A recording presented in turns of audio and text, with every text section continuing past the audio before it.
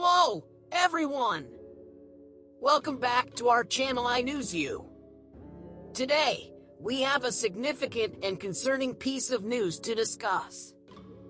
Israeli forces are facing accusations of violating international law during a recent raid on a hospital in the West Bank. Let's dive into the details. Our first headline today revolves around an undercover operation conducted by Israeli forces inside the Ibn Sina hospital in Jenin. Disguised as medical personnel and patients, they allegedly killed 3 Palestinian men. This operation has sparked controversy, with experts suggesting it might be a violation of international law.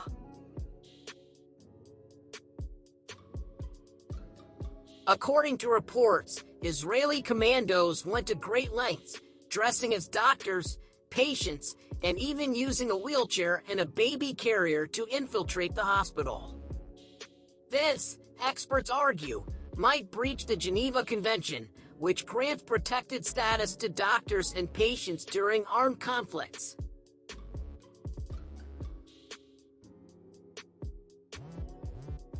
Legal experts emphasize that pretending to have protected status to gain the adversary's confidence and then causing harm is considered a violation of international law. The use of disguises may be seen as an act of perfidy, which is prohibited under customary international humanitarian law.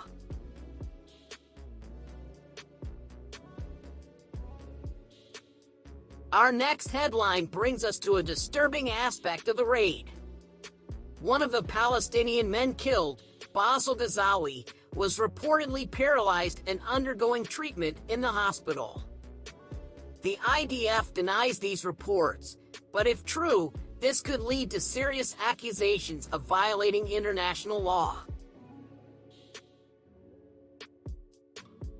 International law prohibits attacking combatants who are incapacitated by wounds or sickness, considering them as persons hors de combat. If Basil Ghazawi was indeed paralyzed, as claimed, an attack on him could be deemed a war crime.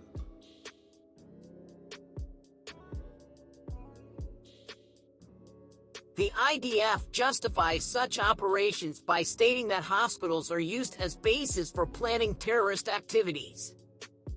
They claim that wanted suspects hide in hospitals, exploiting the protected status these places offer against counter-terrorism activities. Ultimately, the International Criminal Court, ICC, is the authority to determine if war crimes were committed. However, it's important to note that Israel is not a member of the ICC and rejects its jurisdiction. In the aftermath of the hospital raid, there have been international calls for a thorough investigation into the alleged violations. Various nations and organizations emphasize the importance of upholding humanitarian principles, regardless of the complexity of the conflict.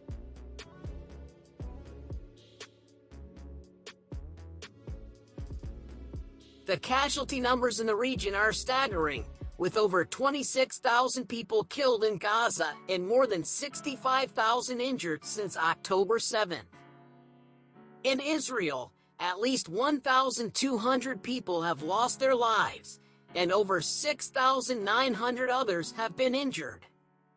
The toll on both sides is a stark reminder of the human cost of this prolonged conflict.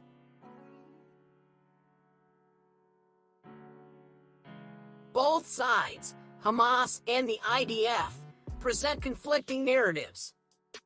The IDF accuses Hamas of using hospitals as shields for terrorist activities, while Hamas denies such allegations. Unraveling the truth in such a complex and polarized environment poses a considerable challenge for investigators. The ICC's involvement in investigating actions related to Palestine isn't new. In March 2023, The ICC issued an arrest warrant for Vladimir Putin in connection to the invasion of Ukraine. The complexity of such investigations often leads to extended periods of scrutiny and assessments.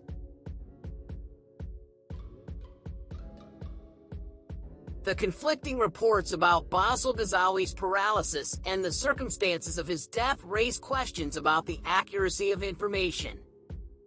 It remains to be seen how these details will be clarified during any potential investigations.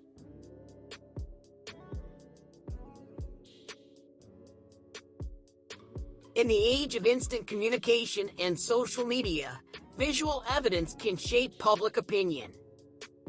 If there are images or videos documenting the hospital raid, it could have significant implications on how the international community perceives the situation.